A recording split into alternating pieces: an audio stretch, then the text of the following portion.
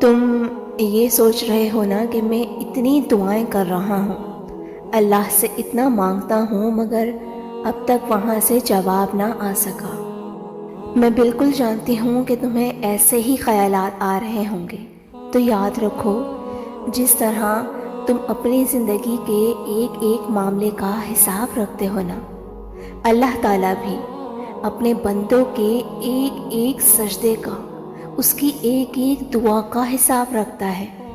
ارے وہ تو ایک آنسو سے مانگی دعا نہیں بھولتا، پھر وہ تمہیں کیسے بھول سکتا ہے؟ کیا تم جانتے ہو کہ یہ مشکلات اور تکلیفیں زندگی میں آخر آتی کیوں ہیں؟ سنو، یہ جو دکھ ہوتا ہے نا، اس کے پیچھے بڑی ریزنز ہوتی ہیں۔ ہم معصوم انسان کہاں جان پاتے ہیں؟ یاد رکھو، اس دنیا میں کوئی انسان ایسا نہیں گزرا جس پر مشکلات نہ آئی ہوں۔ اصل میں مشکلات اور دکھوں کا آ جانا اللہ کی طرف سے صرف ہمارا ایک ٹیسٹ ہوتا ہے۔ جان لو کہ یہاں کچھ بھی اچانک نہیں ہو رہا، اس کائنات میں پتا تک اس کی مرضی کے بغیر نہیں ہلتا۔ در حقیقت جو ہوتا ہے وہ اللہ کے علم میں پہلے سے ہوتا ہے۔ اللہ تعالیٰ قرآن پاک میں ان دکھی دلوں سے فرما رہا ہے کہ تمہیں یہ مشکل تو نظر آئے گا، لیکن یہ آسانی سے جڑا ہے، تاکہ تم افسوس نہ کرو ان چیزوں کا جو تم سے چھوٹ جاتی ہیں یا چھن جاتی ہیں۔ کوئی موقع تھا، ہاتھ سے نکل گیا، کوئی دولت تھی، ہاتھ سے نکل گئی، کوئی تمہاری من پسند چیز تھی جس کو تم بہت ضروری سمجھتے تھے، ہاتھ سے نکل گئی۔ سنو، میرا اللہ قرآن پاک میں خود تم سے فرما رہا ہے کہ جو چیز تمہارے ہاتھ سے نکل جائے اس پر ہرگز غم نہ کرو، کیونکہ اگر تم افسوس کرو گے تو اس کا مطلب کہ تمہیں اللہ پر یقین نہیں۔ اللہ فرماتا ہے کہ میں تمہاری قسمت اور تمہاری تقدیر تمہاری چاہت سے کہیں بڑھ کر لکھتا ہوں۔ اگر تم یہ گمان کرتے ہو کہ مشکلات آخر میرے ساتھ ہی کیوں، تو زندگی میں مشکلات کی ہمیشہ ایکسپائری ڈیٹ ہوتی ہے۔ غم مسلسل نہیں رہتا، یہ صرف تمہارا ایک ٹیسٹ ہے جس کا دورانیہ کسی کے لیے کم اور کسی کے لیے تھوڑا سا زیادہ ہو جاتا ہے، لیکن جو جتنی بڑی آزمائش سے گزرتا ہے وہ نوازا بھی اتنا ہی جاتا ہے۔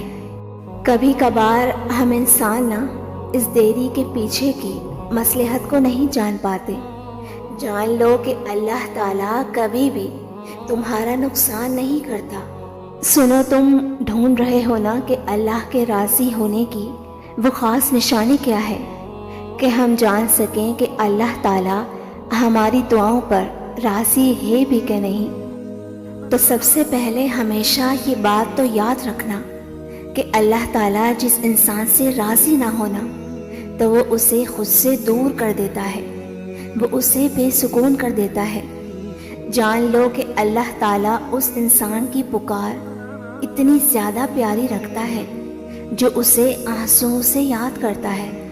تمہیں پتہ ہے، اللہ تعالیٰ ایسے انسان کی پکار پر فوری کن کر دیتا ہے جو دکھوں میں اس کا شدت سے طلبگار رہتا ہے اور اس کی رحمت کا صبر سے انتظار کر رہا ہوتا ہے۔ نبی کریم صلی اللہ علیہ وسلم نے فرمایا، جب بندہ کہتا ہے یا رب، تو اللہ فرماتا ہے لبیک، مانگ تجھے عطا کیا جائے گا۔ تم جانتے ہو، تہجد میں آنسوؤں سے کیا گیا وہ ایک سجدہ بہت جلد رب سے ان کی خوشخبری لے آتا ہے۔ اللہ کی تمہاری دعاؤں پر راضی ہو جانے کی ایک نشانی یہ بھی ہے کہ تمہیں عبادتوں میں بڑا سکون آنے لگتا ہے۔ سنو، تم ایک بات اپنے پاس آج لکھ لو تاکہ کبھی بھول نہ پاؤ کہ زندگی میں انسان پر جو بھی مشکل آتی ہے نا، وہ اللہ کی طرف سے صرف ایک ٹیسٹ کے طور پر آتی ہے، جس میں تمہارے صبر اور تمہارے یقین کا ایک امتحان لیا جاتا ہے۔ یہ ہے بہت مشکل کام۔ لوگ اکثر پینک ہو جاتے ہیں، پریشان ہو جاتے ہیں، لیکن یہ بات جان لو کہ اس امتحان کو تم جتنا اچھے سے پاس کرو گے اتنے ہی انعامات سے نوازے جاؤ گے۔ تم خود سوچو، اللہ نہ کرے وہ مہربان رب तुम्हारा दुश्मन थोड़ी है जो तुम्हें हमेशा के लिए महरूम रखेगा। अगर उसने तुम्हें आजमाइश के लिए चुना है तो ये सोचो कि इस दुख ने तुम्हें अल्लाह के कितना करीब कर दिया है। तुम जानते हो अल्लाह की कुर्बत एक खालिस ऐसी ताकत है जो सिर्फ तुम्हें दुनिया में ही नहीं नवाजती बल्कि तुम्हारी आखिरत भी संवार के जाती है। कितना खूबसूरत एहसास है ना उस रब से मांगने का। यही एहसास तो वो देखना चाहता है अपने बंदे का। तुम जानते हो अल्लाह कुन कब फरमाता है और फैकून कब होता है।